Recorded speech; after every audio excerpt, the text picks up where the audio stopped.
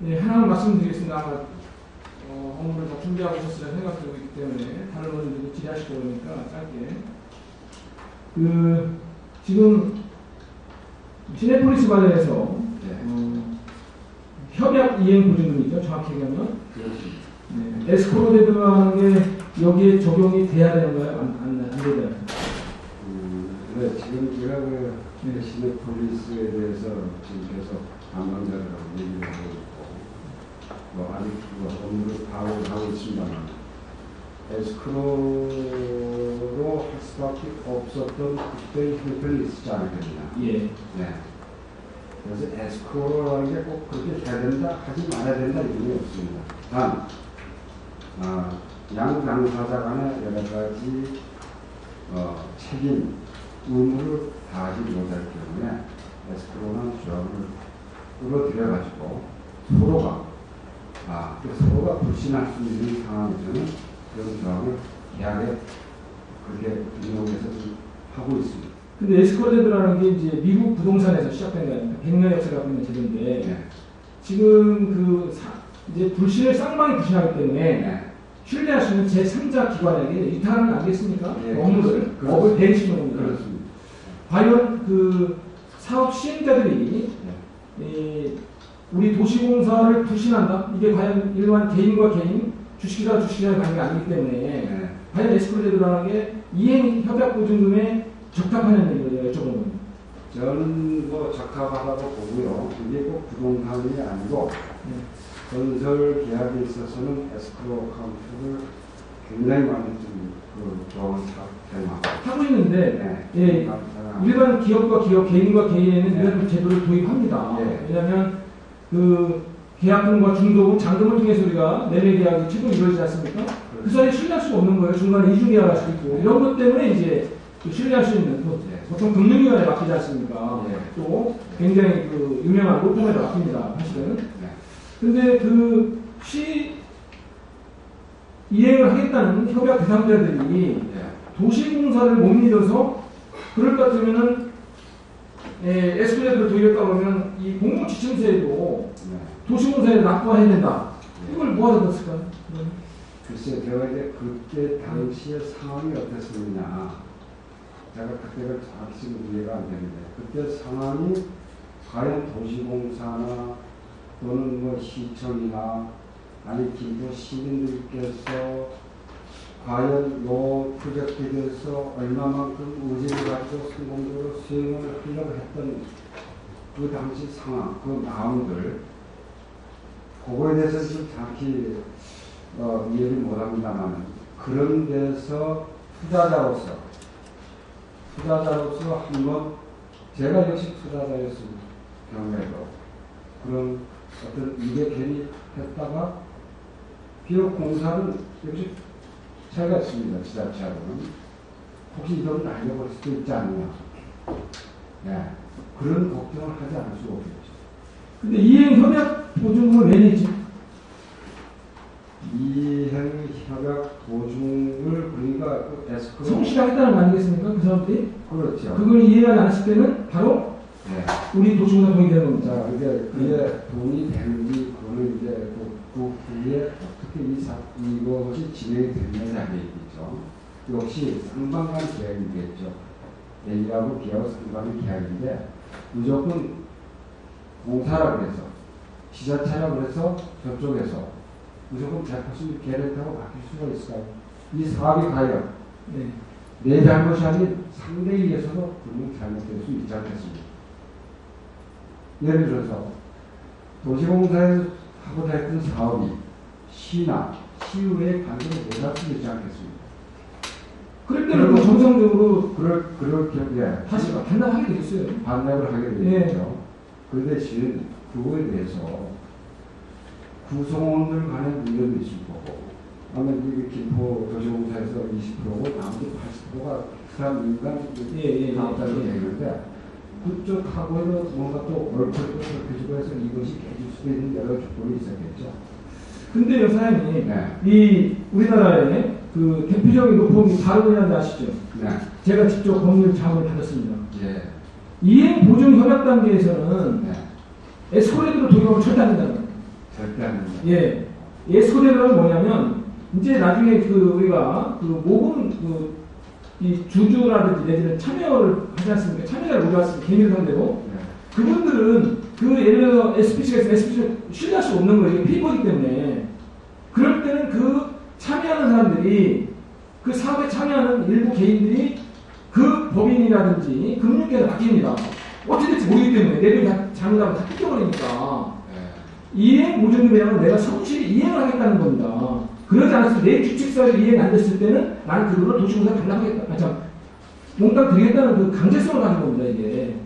그렇기 때문에 에스코데드가 그 단계에서 도입해서는 안 된다는 거 그런 경우는 없답니다. 없고, 설령 0.5%에 있다고 하더라도 그것은 우호적인 법무법인. 즉, 우호적인 어디가 있습니까? 도시공사가 지정한 법무법인을 말하는 겁니다. 그런데 이 우인이라는 데는 MCNF가 우호적인 데예요. 그건 아주 계약이 일반적인 게 아니겠습니까? 우리가 유리하게 하는 게 계약 아니겠습니까? 물론 상대도 있지만 에스코데드 도입해서 안 되지만 도입한다면 0.1%를 가져갑니다. 그 속에 한다고 한다면 우리 도시공사의 우호적인 법무법인을 지정해야 된다는 거죠. 왜냐? 나중에 소송의 문제가 됩니다. 이게 그들의 규칙사유가 있다고 하더라도 우리가 그걸 찾으려면 우리가 우인을 상대로 소송을 걸어야 됩니다. 이 사람들 임의적으로 돈을 내주면 배임죄가 형성되는 겁니다. 그렇죠? 아시죠? 네. 빨리 하는 업무를 빨리 하는 건 좋은데 그 빨리 하는 게 우리 원칙이 하지 못하다 보면 또 다르게 지연되고 지금도 지연됐지 않습니까? 그죠? 그렇게 빨리 했음에도 불구하고 에스코를 갖다 도입하지 않을 거 도입했는데도 불구하고 지금 자본금이 들어가지 않지 않습니까? 그건 무고 관서 시간이 중요한 상황이기 때문에 그죠? 그렇지 않습니까? 네, 윤님 말씀 제가 공감을 하는데요. 제가 물론 법적으로나 여러 가지 부분은 저 전문가는 사실 아니고 제가 그냥 그렇게 말씀을 드릴 수가 없고 그때 상황상 그렇게 에스크로가 이렇게 하게 되는데 그 상황에 대해서 혹시 우리가 지금 담당 얘기를 한번 그렇죠. 네네. 아니 저는 사전에 이 일을 듣고 본부장님한테 개인적으로 도시공사 찾아가서 이게 찾으면 안 된다 그랬어요. 왜냐면 다 우리 말대로 소일고 의원들이 가서 직하면 뭐 하겠습니까? 사전에 서로 가서 정보도 교환하고 일을 잘하냐 취재해서 말씀드릴 때 있는데 결론은 그렇게 하셨고 이 통장 부분은 왜 우인이 하는데 왜 이렇게 두 개의 통장을 만들고 절도 그렇게 들어왔는지 나 이것도 의심스러워요. 좀 철저하게 이 업무를 챙겨봐 주시고요. 네, 제가 다시 챙겨보겠습니다. 네. 그 대답 한번 CF를 써본 이병훈입니다. 답변드리도록 하겠습니다. 통장이 두 개의 개설로 해가지고 마련됐던 내용에 대해서 사실 저희가 짧은 시간 내에 그 상황이 이루어지는 과정에서 그 당사자 쪽에서의 그 수권 절차에 대한 그 소요 기간 등에 대한 내용 때문에 그 100억 미만으로서 그 SSED로서의 참여한 그 참여사의 계열사에서 나눠서 납부한 그러한 내용이었습니다. 그 이행 행위 주체는 SSED라고 하는 사업 시행 예정자에서 납부된 내용으로서 검토된 내용으로서 법적 문제가 없는 것으로 이 여부를 우리가 받아들인 것으로 선에서 검토됐던 상황이었습니다. 이 막지생 금액 중에서 그리고 전 에스코데드를 하신 이유는 뭡니까? 아까 사장님께서 직접 말씀해 주셨다고 해서 사장님께서 말씀해 주셨고 그 부분에 대해서는 저희가 에스크로 부분에 대한 제한이 있을 때 12월 14일 날짜로 돌아가 설명을 좀 드리도록 하겠습니다. 12월 14일이 사업 이행 보증금 납입 마감일이었습니다. 자, 일주일 전부터 MCNF라고 하는 사업 시행 그 당시 예정자 쪽에서 납부 이행 여부가 불투명한 상황으로 확인이 되어졌습니다. 자, 그 상황에서 저희가 12월 14일 납부가 안 되어짐으로 인해서 이 사업을 접어야 할 것이냐, 이에 대한 내용에 제한된 에스크로 형태를 받아들여서 추진할 것이냐에 대한 판단이 필요 있었습니다.